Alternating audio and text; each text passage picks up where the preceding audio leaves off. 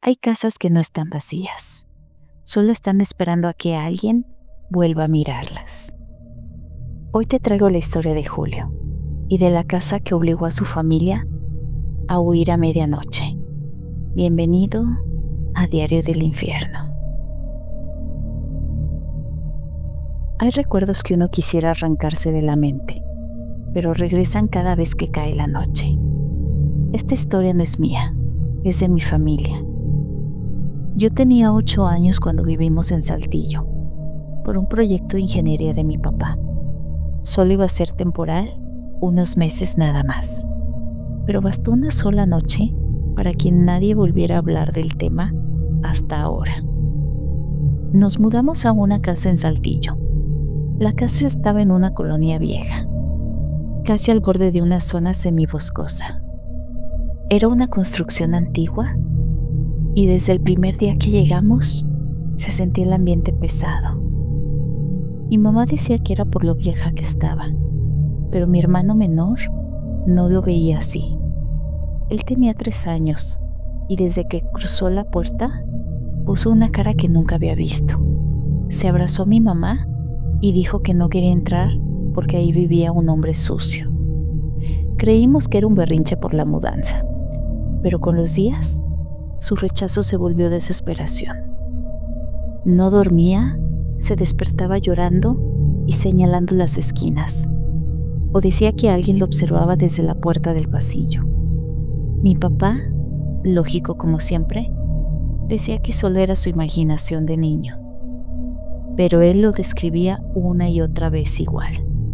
Un hombre flaco, muy flaco, cubierto de tierra, descalzo, sin camisa, con un pantalón de mezclilla roto, que se escondía cuando alguien más aparecía.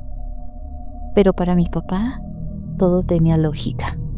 De seguro era el estrés por el cambio, cansancio, una casa vieja que daba miedo, hasta que llegó esa noche.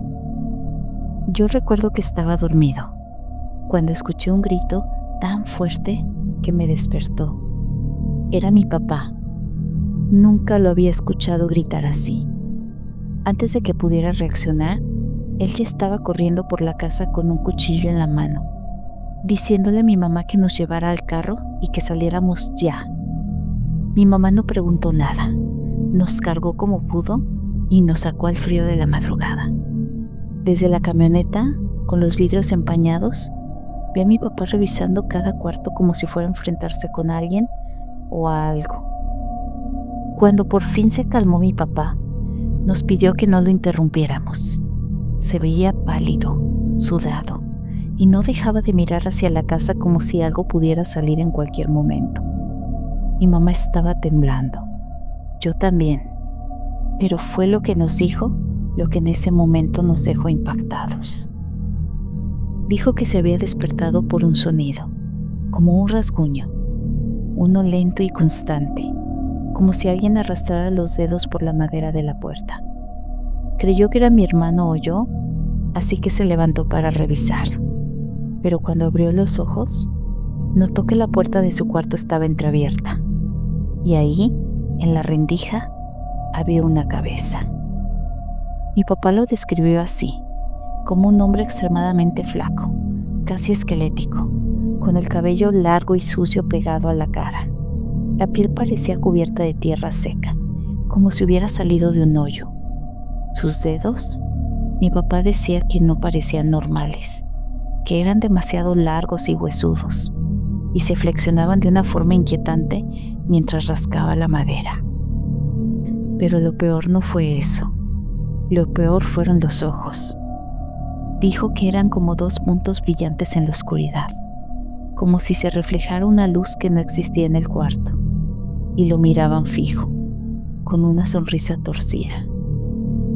Mi papá, un hombre que no se dejaba asustar por nada, sintió un terror que no supo controlar. Gritó y gritó tan fuerte que la figura se hizo hacia atrás y salió corriendo hacia la sala, moviéndose con una rapidez grotesca. Y cuando él salió tras eso con un cuchillo, la casa ya estaba vacía. Las ventanas seguían cerradas. No había forma de que alguien hubiera entrado o salido. pero allí estaban las pruebas. Había marcas de lodo en la puerta y 2 huellas en la sala. Solo 2, como si después de eso simplemente hubiera dejado de existir. Mi papá intentó explicar que era un intruso, un loco de los que vivían cerca del monte. Mi mamá, en cambio, lo dijo sin miedo. Eso es lo que tu hijo ha estado viendo desde que llegamos.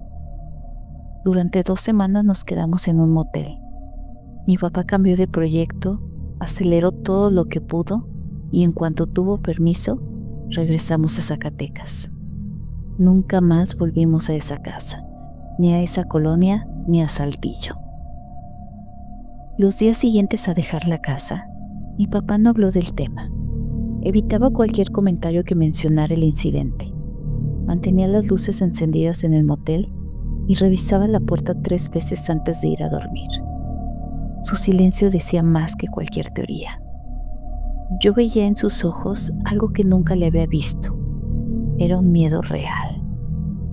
Mi hermano menor, por su parte, estaba sorprendentemente tranquilo, como si al salir de aquella casa, la cosa que lo observaba se hubiera quedado atrás. Y eso nos daba un pequeño alivio, pero también nuevas preguntas.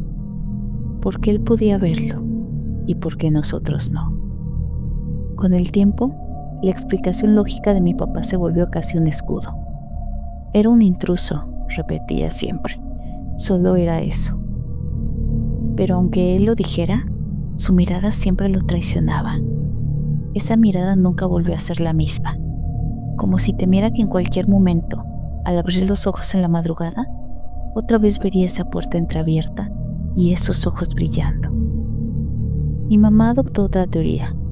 Decía que tal vez esa casa era territorio de algo viejo, una presencia que no quería huéspedes, o peor, que buscaba a los más vulnerables como un niño pequeño. Ese pensamiento me atormentó durante años. Y luego, un día, pasó algo que me hizo dudar de todo.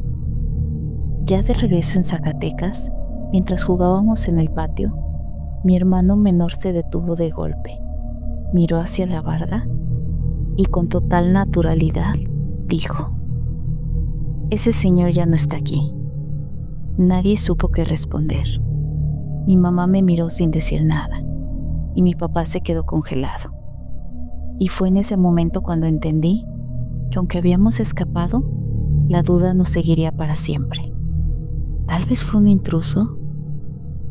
Tal vez fue algo que solo un niño podía ver y cobró fuerza y se volvió capaz de manifestarse. O tal vez esa casa tenía dueño desde mucho antes de que nosotros llegáramos. La realidad es que nunca volvimos a Saltillo. Y aunque no hablamos muy a menudo del tema, creo que siempre nos quedaremos con la duda de qué fue esa cosa que mi papá vio en la noche.